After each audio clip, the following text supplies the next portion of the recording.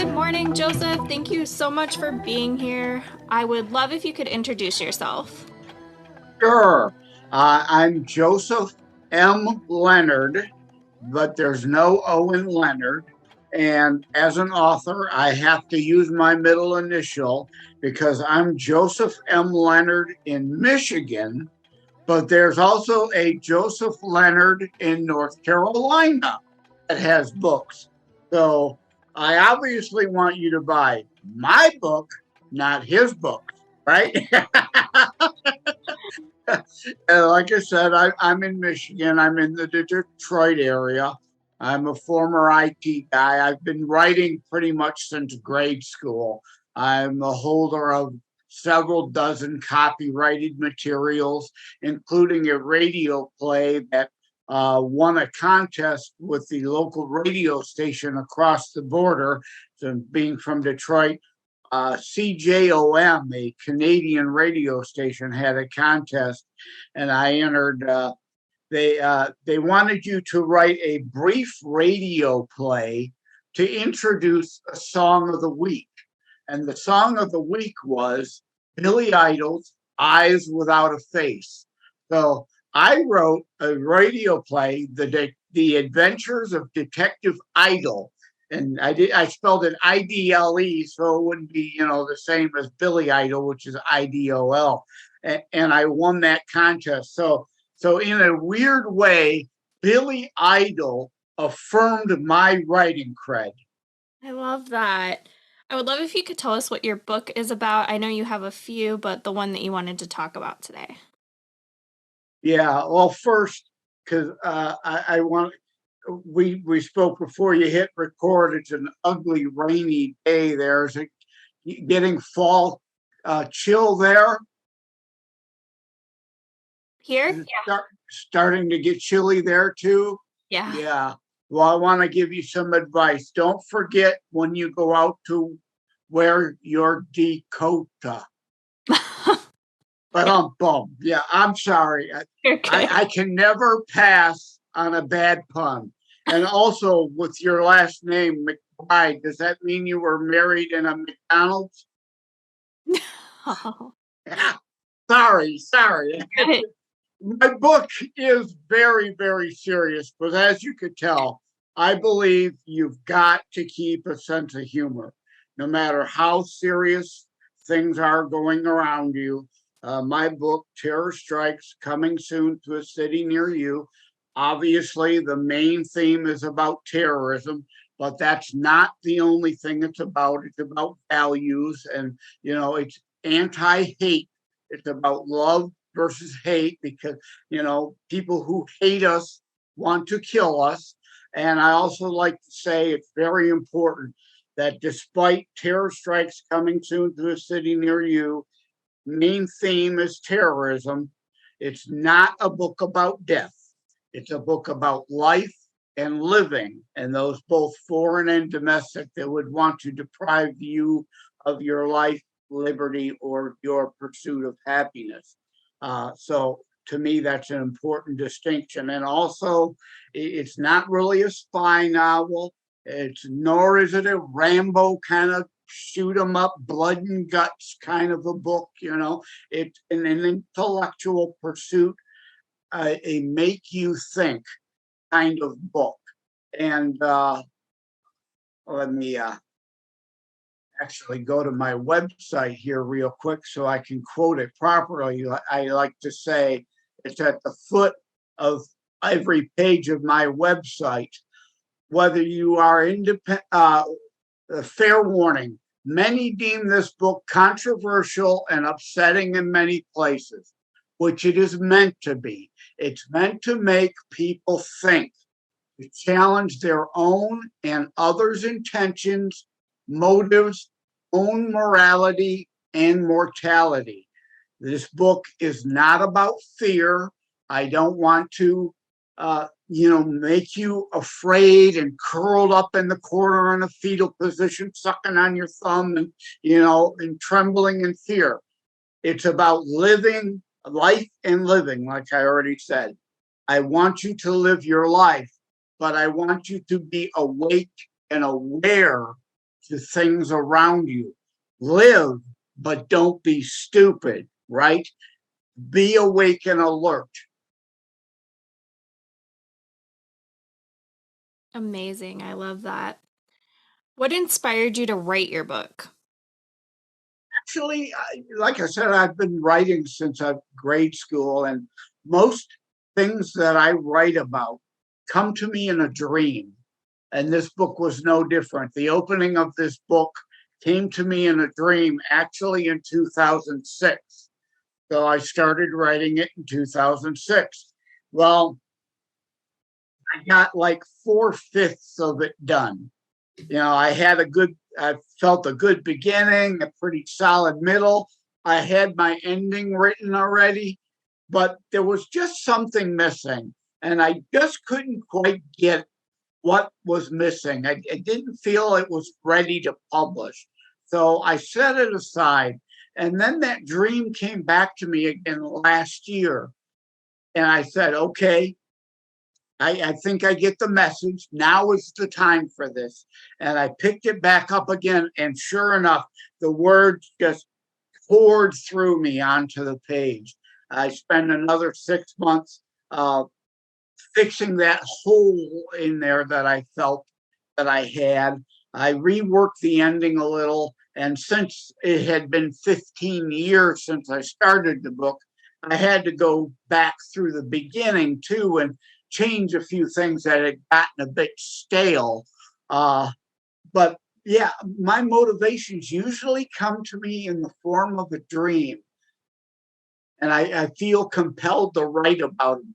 And like I said, I've been writing my whole life. I am a holder of several dozen copyrights, but I've only locally published some of my pieces. This is my first internationally published piece.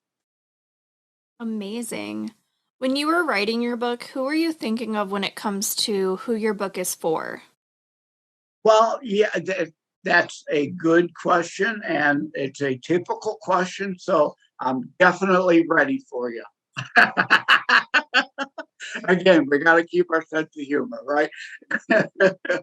And oh, the other thing too is North Dakota is my second favorite Dakota, next to Dakota Fanning. I'm sure you've probably heard that one already, though, right? That's probably a pretty old joke by now. But anyway, seriously, uh, this is an all audiences book, uh, intentionally. There's a you know a dam in there, DAMN here and there because there's a scene that takes place in a war zone, and obviously soldiers usually cuss, but I don't go beyond that.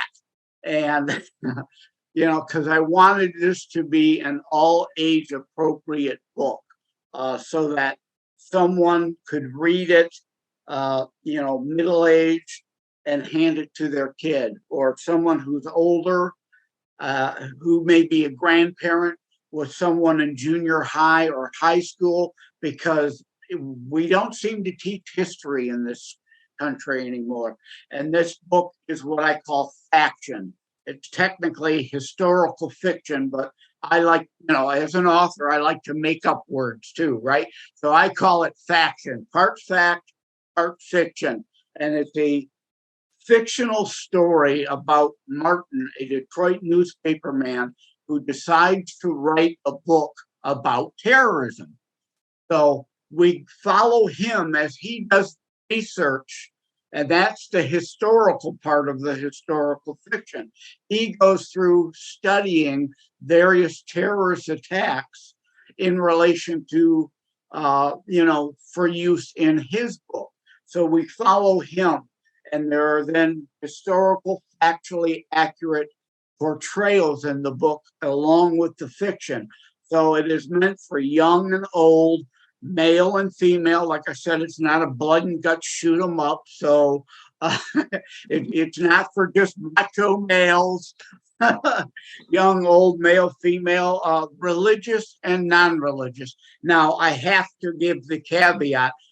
there is a degree of religion involved in the book. There has to be. We're talking about terrorism, and the predominant terrorism is Islamic fundamentalist radicals. But it's not about that, and it's not a book of Islamophobia. Not every terrorist is Muslim, and not every Muslim is a terrorist. It's a shame you even have to say that these days. And I was on with Dawn Williams. She has the research show, a Muslim woman, and we get along just fine. She has no problem with me or my book. And again, it's a shame I've got to say that. But in today's world, they want to try to dismiss this book, the cancel culture, and just try to dismiss it by labeling it Islamophobic. And it is not that. There is also a chapter on Tokyo, Japan, which has to do with a Christian cult terrorist group. So it's about all terrorism of all kinds, anywhere and everywhere in the world, not just the United States, even though the main story driver does take place with Martin here in the United States. But again, it's international. There's a chapter on Toronto, Canada, London, England, Madrid, Spain, and like I mentioned, Tokyo, Japan. So this is for everybody, anywhere. I'm selling books, copies in Australia. So yeah, I'm loving it. I'm doing pretty well in England also. So everybody and anyone can enjoy this book. Also political and non-political. Because again, his book has to be honest. I sat down to write an honest, thorough book. So it has to touch on religion and politics, because religion and politics are involved in motivations behind the terrorists that hate us and want to kill us. Amazing. Thank you for clarifying on that. I really love that you went into that and shared more on it so that people do know, because it is something that comes up.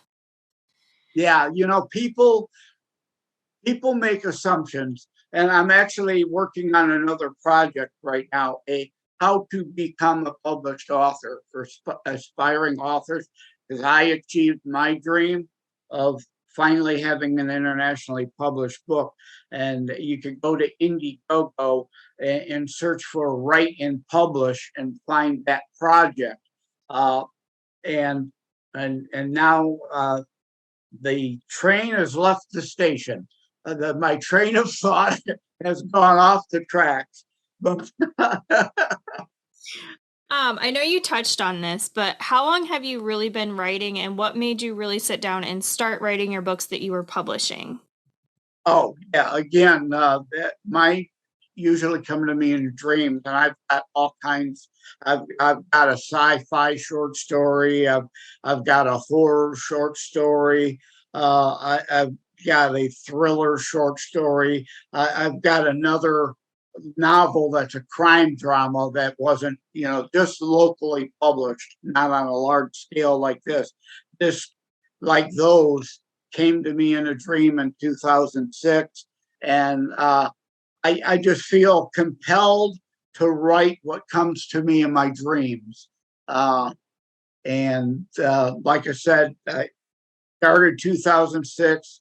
It didn't come together, so I set it aside and then picked it up again last year, and finally felt like I had something that was important for this current day and age, because with the Wuhan virus, a lot of people think that terrorists just laid down their guns and decided to be peaceful. And that's obviously an insane notion, but you don't see it on the news like you used to, because the media's been focused on the virus. So, the fear porn, if it bleeds, it leads, whatever they can scare you into tuning in with at the moment. But it's picking up again. And I issued a press release after the current administration recently droned Ayman al-Zawahiri, a terrorist. We killed him in a drone strike. And the previous presidential administration had drone struck Soleimani. So now that we've had another recent drone strike on a major terrorist group leader, there is going to be stepped up local, small scale terror strikes, like the Salman Rushdie attempted murder that happened, just a month or two ago in New York, because the Iranian Ayatollah had issued a fatwa, which is a kill order against Salman Rushdie decades ago when he wrote satanic verses. And, that fatwa didn't go away. And somebody all these decades later tried to cash in on that bounty that was put on his head. So now that we are fighting back again more, they are going to want to retaliate more. And whether there is another large scale like a 9/11, hopefully we can, intercept and interdict those things, but it's possible. But one of the main points of this book, Terror Strikes Coming Soon to a City Near You, it's right there in the title. People, this is not just a New York or Pentagon or London or Madrid or Tokyo or Paris issue. Small scale attacks can happen anytime, any place. And you can see I'm holding up a paper, but those listening on audio obviously don't see that. But I keep this paper handy. There have been more than 250 mass shootings in the United States this year alone. Did you know that? Yeah. Exactly. And let me illustrate my point that it could come near you. Here's just a couple. Mass shooter at an Iowa nightclub, April 10th. Arkansas car show, March 19th. Vegas hookah bar, February 26th. Virginia hookah bar, February 4th. And my point at saying that is, what do these places have in common? They're not the big city. It can happen anywhere. It can happen in your rural community. And I have a chapter called Tulsa, where it takes place in the middle of nowhere. These killers want to attack people the easiest place possible. What is your schedule like when you're writing a book? Well, that's funny because I kind of allude to that in my book itself. Like I say, we follow Martin, who is writing his own book. So it's kind of a book within a book. So I kind of allude to his setting aside specific times to, to allocate, to bear down and really write, get away from the wife and the kids and be barricaded in his den to write. And in my Indiegogo project, Write and Publish, that I hope to put out a next book to help other aspiring writers achieve the dream of becoming a published writer. I discuss that too. It's different for everyone. Like for me, I've been on Social Security disability since 2004. So I have all kinds of time on my hands. So whenever the spirit moves me, that's when I sit down and write. For someone else, obviously, and I'm not married, I don't have kids, so I don't have those stresses and strains. I have stresses and strains, but not those particular ones of life. So I can do it whenever I feel the spirit move me, hop in front of the laptop, start typing away. For others, you kind of got to write, set aside time to write, though I give this free tip. If you're an aspiring writer, nowadays everyone virtually has a cell phone. And on your cell phone, you have the opportunity to have a mail app. Well, you can email yourself. If you open your mail app, usually every smartphone now has either a Siri or a Google Assistant that you can dictate into your phone and have it translate your text or your speech to text. So if you're out somewhere driving along and you get an inspiration, pull off to the side of the road, open your email app, dictate your inspiration so that it's, and then email it to yourself. That way you've got it saved and you're not, when you get a chance a day later to sit down and write, trying to think, oh, what was I thinking? What quote did I have? Well, those things can disappear. So you can dictate to your phone bits and pieces of your book. And then when you sit down to write it, copy it over from your email into your book. So there's a nickel's worth of free advice for aspiring writers and a hint into what I hope to share in my next book. I love that. What do you need in your writing space to help you stay focused? Again, I don't have distractions of a wife and kids.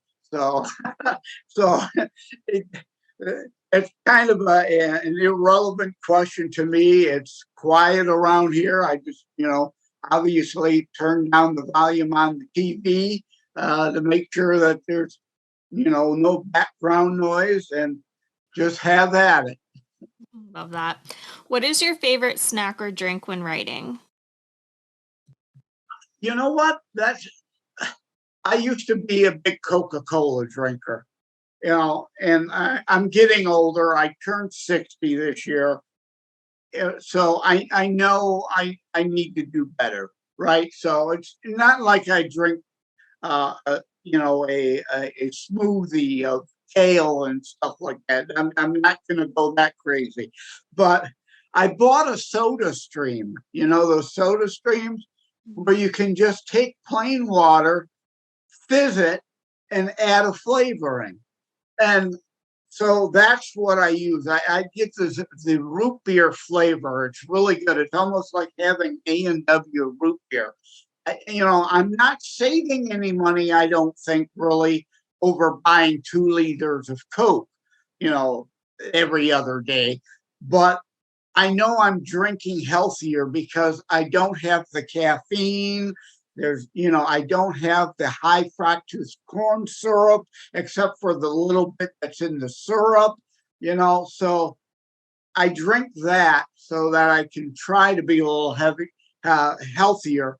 And again, we're doing audio only, so the audience won't be able to see this, but you can see I'm holding up a chocolate Nesquik right now. I've got that for the interview. I love that. Are there any books or authors that inspired you to become a writer? Well, I'm going to twist that question a little bit because usually the question is, if you had to say what your book is like, what is it most like? Who else is it most like? Well, Terror Strikes Coming Soon to a City Near You is kind of, if I had to define it in those terms, a mashup between two things. A Tom Clancy Sum of All Fears novel, which was also a very good movie. Now, I say that it's not a spy novel. So, it's not a Jack Ryan thing or anything like that. But I say that because, of course, the terrorism aspect. But it's also like the movie Deep Impact with Morgan Freeman.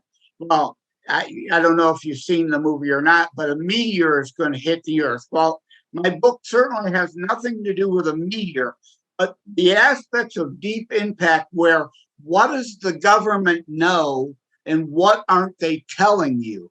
So in a way, my book is a mashup of Sum of All Fears and Deep Impact. I love that. What type of books did you grow up reading, and did you have a favorite? I don't think I have a favorite book. I mean, I love H.G. Wells and things like that. I'm a fan of Orwell. My book is not like in 1984 or an Animal Farm where he was talking about the future. If we didn't pay attention what the bleak future might be, whereas my book is kind of about, well, we're here now. You've got to pay attention to the now, or we're really in trouble. In one of my favorite books, and in books I seem to gravitate to sci-fi for some reason. But I'll mention this book, Simulacron 3. I can't tell you the author, their name's not coming to mind right now, but it's a sci-fi book. And I love that book because it turned into what is definitely my favorite movie of all time, The 13th Floor, which is about an alternate reality kind of thing. It's kind of like a Matrix, but more realistic. Think like today, our computers, you can play SimCity on your computer, right? Well, you can also get 3D glasses, virtual reality. Now, imagine if you could put on your virtual reality goggles and download yourself into your SimCity that you built. And that's the concept of Simulacron 3 and the 13th Floor movie. It is fantastic, because again, and he wrote that book way long before, video games existed. So like Orwell, he had a major epiphany and insight to what the future actually would hold. And I actually do mention the 13th Floor movie in my book to reference the point of some people preferring to try to live in a delusion rather than the reality as it exists. Love that. What would you tell someone just starting out with reading again? Well, that's a first one. I I haven't been asked that. If you haven't read in a while, obviously, the first book you got to read is Terror Strikes, coming soon to a city near you. Other than to say that, the unabashed self-promotion, I don't really know how else to answer that question. Okay. On the Let me add this though. I mean, with the world the way it is, and with inflation and being in a recession right now, and I'll say this about my book too. I could have wrote a lot more in this book, but I tried to keep it down to a $20 book because I know everybody's hurting right now. Yeah, I could have wrote a double the size, but it would have been double the cost. Movies are expensive. Books are still can be bought relatively inexpensive. So now is a good time, especially now that we'll be heading into winter again, fall and winter, and it's cold, will be colder. Now is a good time to curl up with a good book and start reading again. I love that. What would you tell someone who's just starting to write their own book? Well, yeah, I kind of alluded to the one hint there. And like I say, go to Indiegogo and look up my Write and Publish project because I hope to have a book by the end of the year or into next that will deal with this very subject. How to improve your writing and get published. Just dabble. Don't think that, everybody's got a story in them. And like I say in the opening of my next book that I'm working on, some of the greatest stories you've ever heard or will hear come from people you've never heard of before. And remember, Stephen King, Tom Clancy, and James Patterson were all unknown authors at one point. Now, you may not become the next Stephen King, but your story can enrich someone's life. So by all means, you write and then, share it with family and friends and get their critiques and their suggestions. I just watched a movie the other day, Who is the Real Harold Spitz, with Kelsey Grammer. And it's one of those books about a writer who's, having trouble getting his book. And he meets a kid who encourages him to write a children's book. Write what is ever in you. And in that movie, the child helps him. He bounces ideas off of her, how his child book might sell. Well, you've got family and friends, and you can bounce your story ideas off them. And, but at the end of the day, it's your story and your book. You do you. But be open to criticisms and suggestions. And if you like them, use them. If you don't, reject them. Yeah, I love that. What is one thing that people are generally surprised to find out about you? Well, again, we're on audio only, so they can't see. Although if they look at the back of my book, they'll see this chrome dome that I have. And that wasn't by choice. I had leukemia in 2010, so I'm a cancer survivor. And since the hair came out, I decided, you know what? I'm just going to continue to save a ton of money on shampoo and conditioner and shave it. Oh, I love that outlook, and my heart goes out to you. Thank you. Yeah. And I have another book that I'm toying with too. And I was on a show that strictly deals with cancer, but we talked about this book, and I talked about I do have a third book that I'm looking at that will have a cancer survivor sub theme in it, because this is another thing to throw back to somebody writing. Write what you know, as the saying goes.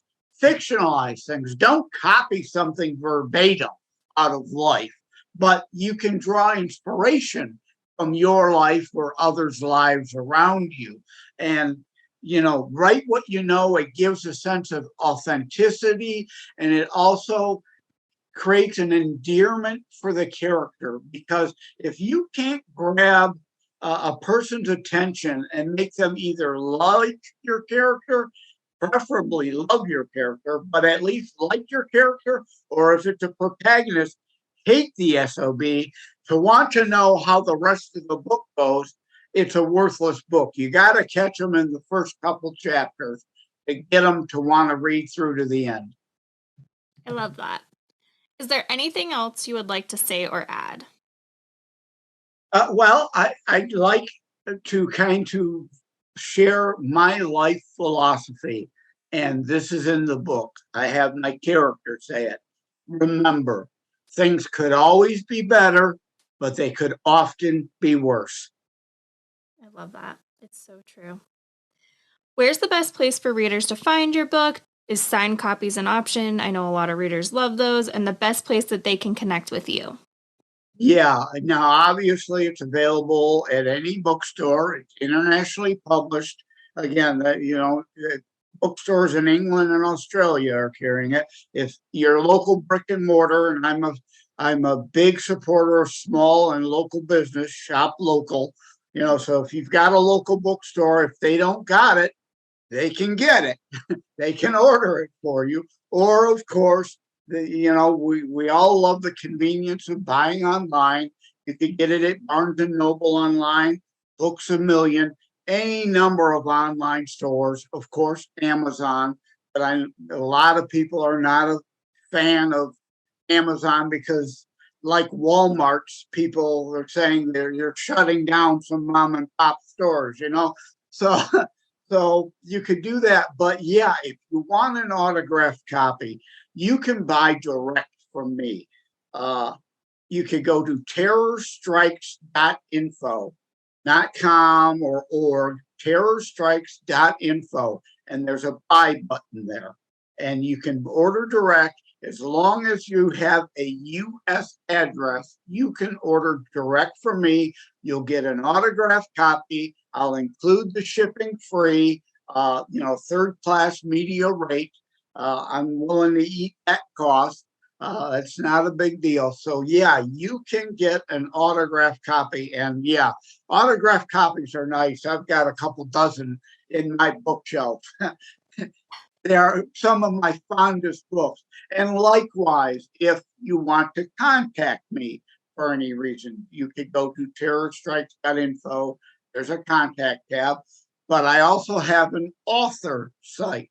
That's josephmlenard.us. Now, again, there is no O in Leonard. It looks like Lenard, but it's not French. So Joseph M. Lenard, Lenard.us. And there's a contact tab there also. Amazing. Well, thank you so much for being here today. We'll make sure to put those links in the show notes so that everyone can find them easy. And again, thank you so much for being here. I greatly, greatly appreciate you having me on. It's nowadays you couldn't.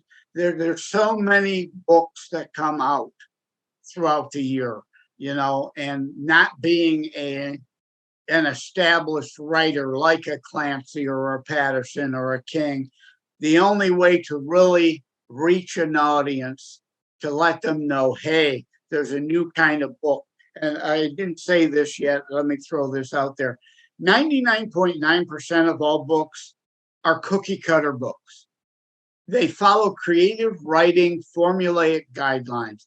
I took those and put them through the shredder. So if you were looking for a very, very different kind of style book, this is your book. The others do the cookie cutter thing. They're really kind of the same story with, often the same characters, just in a different place. This book is truly unique and different.